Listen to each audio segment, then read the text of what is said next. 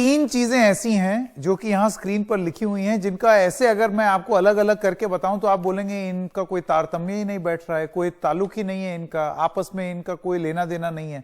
लेकिन एक बयान और ये तीनों चीजें एक साथ हो गई और एक संदर्भ में आ गई, चंदा, हिटलर और कुमारस्वामी, एचडी कुमारस्वामी। आइए आपको बताते हैं कि खबर क्या है। खबरों की खबर में सबसे पहले तो एचडी कुमारस्वामी जो कि पूर्व मुख्यमंत्री हैं कर्नाटक के, उन्होंने एक बयान दिया है जिसमें उन्होंने कहा आरएसएस ने चंदा देने ना देने वालों के घर चिन्हित किए। फिर वो कहते हैं कि हिटलर के वक्त नाजियों ने भी ऐसा ही किया था, तब जर्मनी में लाखों लोगों की हत्या की गई थी।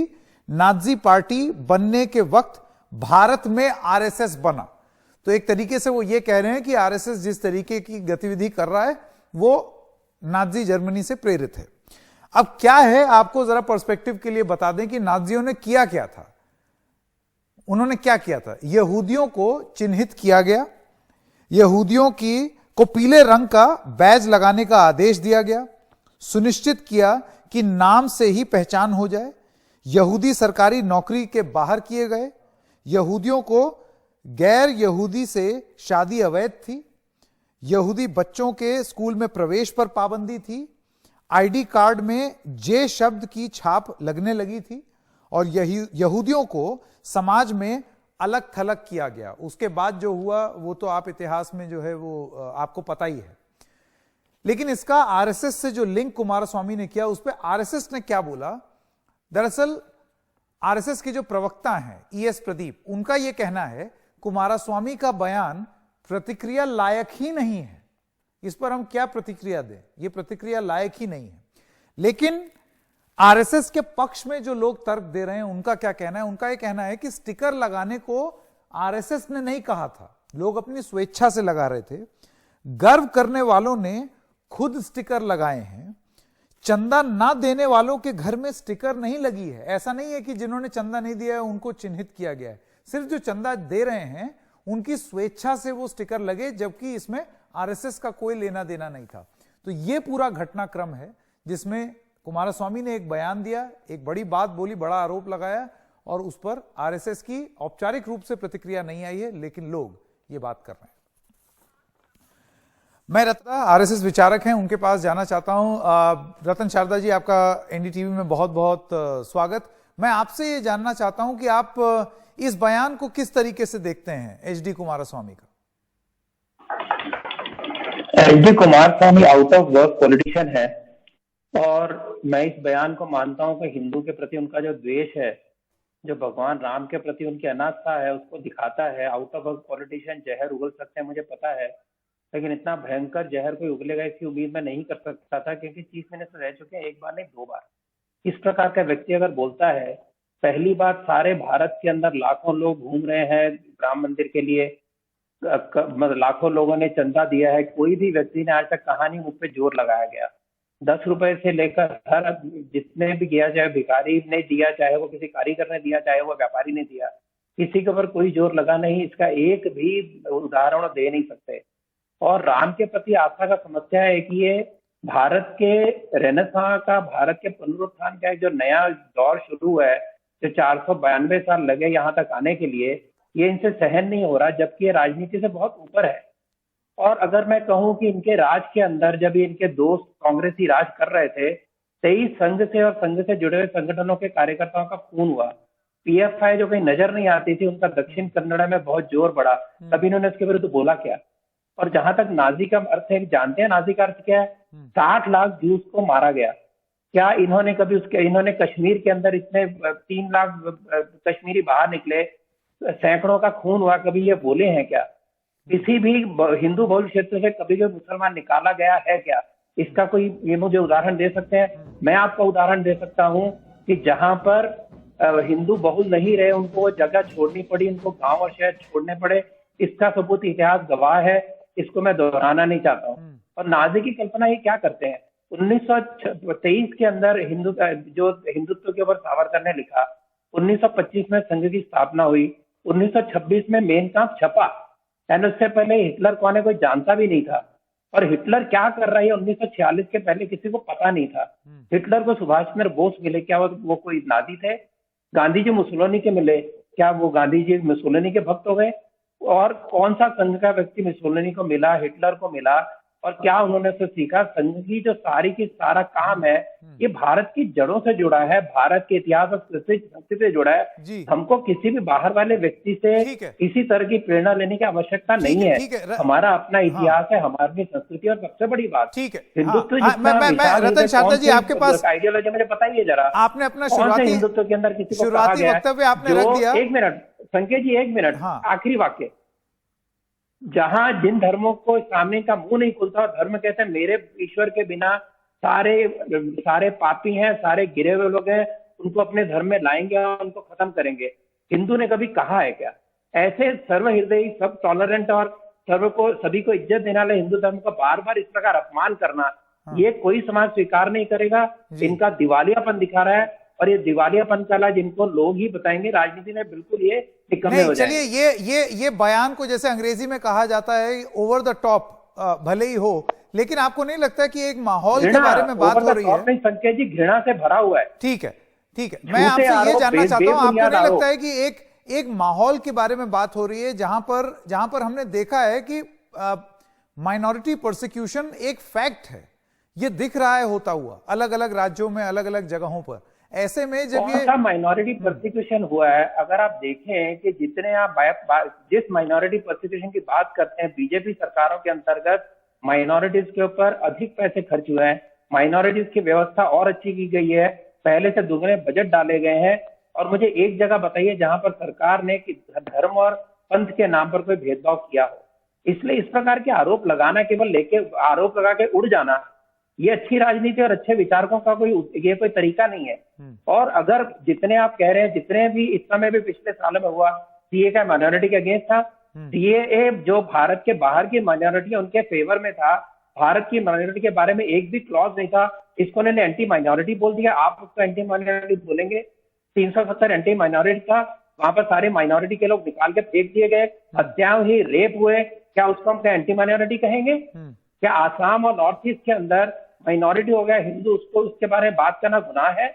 और जहां पर इनकी संख्या बढ़ी, वहां लोगों का क्या हाल हुआ, दिल्ली के राइट्स में क्या हुआ, हम सब जानते हैं। इसलिए माइनॉरिटी प्रोसिक्यूशन कह के निकल जाना, उसके उदाहरण दिए जाने चाहिए सबूत के साथ। लेकिन रतन शारदा जी, देखिए, आरएसएस अपनी तरफ से ये कह रही है कि ये स्टिकर लगाने का कार्य उन्होंने नहीं किया है, ये कोई आदमी व्याकुल हो करके खुद लगा रहा है तो वो नहीं जानते। आरएसएस की तरफ से आधिकारिक बयान भी नहीं आया।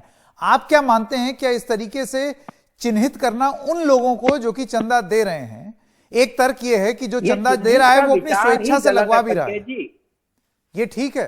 ये इस प्रकार का विचार करना के चिन्हित करने के बराबर, इससे बड़ी मूर्खतापूर्ण और इससे घृणास्पद बात हो नहीं सकती। अगर मैं राम भक्त हूं और मैं अपने दरवाजे राम मंदिर का चित्र लगाना चाहता हूँ, ये पहली बार नहीं हुआ। हमने एक बार शिवाजी के 300 साल पूरे हुए थे, उसमें शिवाजी के स्टिकर बांटे थे, लोगों ने लगाए जिनकी इच्छा थी, सभी को लगाने के लिए मजबूर नहीं किया गया।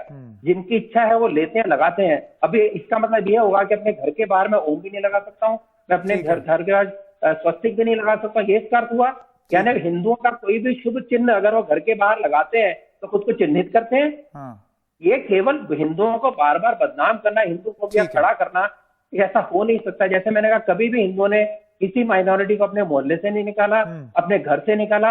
हिंदुओं को पाकिस्तान ने निकाला, सिखों को पाकिस्तान ने निकाला, बौद्धों को बांग्लादेश ने निकाला। ये सारा इतिहास है। अफगानिस्तान में कितने बच गए माइनॉरिटी, सिख और हिंदू, बौद्ध कितने बच गए? इसलिए ये सारा किस्सा वहां होता है जहाँ हिंदू माइनॉरिटी है। जहां हिंदू माइनॉरिटी है वहां पर पाकिस्तान बांग्लादेश बनता है, और नई मांग उठती है केरल के अंदर, केरल को भी 2 भाग में बांटा जाए। बोला उसके बारे में? मैं अगर आप केरल को 2 भागों में बांटने की डिमांड निकली है। नासिर हुसैन उस्ताद नेता हैं जनता दल सेक्युलर के, हमारे साथ फोन पर अब जुड़ गए हैं। नासिर हुसैन जी, रतन शारदा हमारे साथ हैं, वो ये कह रहे हैं कि चिन्हित शब्द का प्रयोग करना, कि आइडेंटिफाई किया जा रहा है, वो ठीक नहीं है। नासिर जी, मेरी आवाज आ रही है? बाहर एक क्रिश्चियन दंपति रहता, क्रॉस लगाता है, मैं उसको क्रॉस निकालने को बोलूं क्या? मुझे ये बताइए। मेरे घर के पास एक मुस्लिम रहता है, वो बाहर अपना वो 786 का बिल्ला लगाता है या कोई पोस्टर लगाता है, मैं उसको मना करता हूँ क्या? ये क्या बात हुई? मेरे धर्म पे जिसमें आस्था है वो स्टिकर लगाता है, वो अपना अपना स्टिकर लगाता है, इसको चिंतित करना कहना, इस स्तर पे हम गिरेंगे देश को बांटने के लिए? ठीक है रतन शारदा जी, आपका बहुत बहुत धन्यवाद।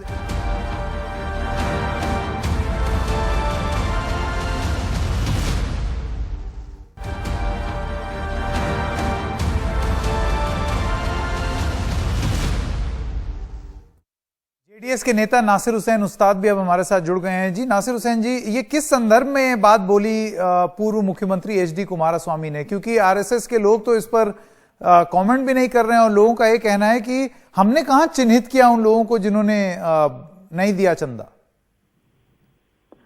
यहाँ पर ये साफ तौर पे महसूस होता है, क्योंकि आज जो राम मंदिर का चंदा लेने के लिए हर गांव के अंदर, छोटे छोटे गांव के अंदर वहां के भारतीय जनता पार्टी के आरएसएस के प्रमुख जो है उस गांव के अंदर फिर रहे हैं और चंदा इकट्ठा कर रहे हैं। तो यहाँ पर साफ तौर पे वो मकान, वो लोग जो राम मंदिर के लिए चंदा नहीं देना चाहते, वो साफ तौर पर वो उठ के दिखेंगे और कहीं ना कहीं वो टारगेट होने वाले हैं। तो ये जो मैं समझता हूं कि ये जो प्रक्रिया, एक सेकेंड नासिर हुसैन जी, आप कह रहे हैं वो टारगेट होने वाले हैं, तो आप इस पे इलेबोरेट कर पाएंगे? छोटे से गांव में अगर कोई शख्स जो है नहीं देता है तो वो जाहिर सी बात है कि वहां के प्रमुख जो है, बीजेपी के प्रमुख, आरएसएस के प्रमुख, वो देंगे कि भाई ये हमारे गांव में रहता है और राम मंदिर की इस प्रक्रिया के लिए उसने चंदा नहीं दिया।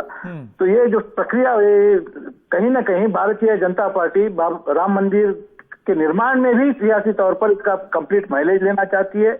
राम मंदिर का ये बनने का जो प्रक्रिया है, ऑनरेबल सुप्रीम कोर्ट से जजमेंट होने के बाद हुआ है, और अब वो सुप्रीम कोर्ट का जजमेंट अंडर प्रेशर था नहीं था, what ever said and done, एक जजमेंट ऑनरेबल सुप्रीम कोर्ट का हो गया है।